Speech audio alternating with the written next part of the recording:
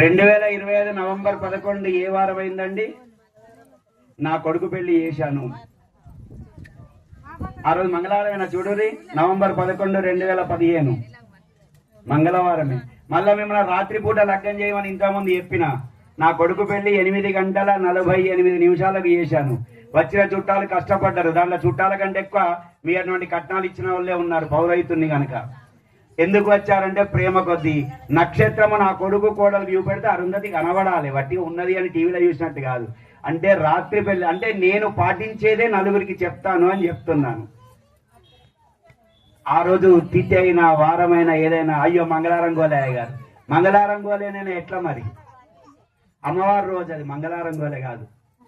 కాబట్టి అమ్మ అన్నీ మంచియే, మన మనస్సంకల్పం మంచిదైతే అన్నీ మంచియే. మీరెంత భయపడితే అయ్యగాళ్ళకి అంత ఇన్కం. ఇవాళ మంచిది కాదు బిడ్డ హోమం చేసుకోండి మళ్ళీ 10,000 వచ్చింది.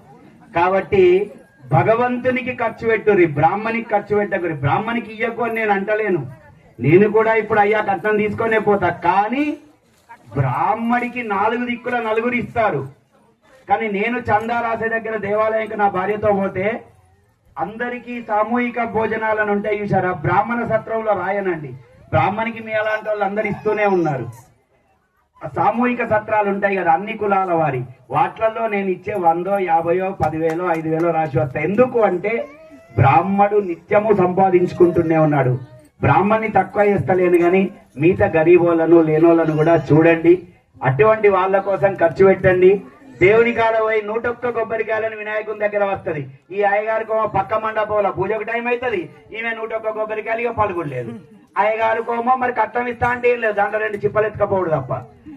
ఆ 101 కొబ్బరికాయలు కొట్టే వాళ్ళు ఆ 400లలో 200 ఎవరికైనా అన్నం పెట్టుది. దేవుడు ఏం చేసుకుంటాడు అవి? ఆ కొబ్బరికాయలలో 2 ఖరాబ్ అయితే మొత్తం తీస్తాం బయట వారవసుడే మళ్ళా. కాబట్టి అవసరాన్ని పాటించండి, అట్లా చెయ్యండి.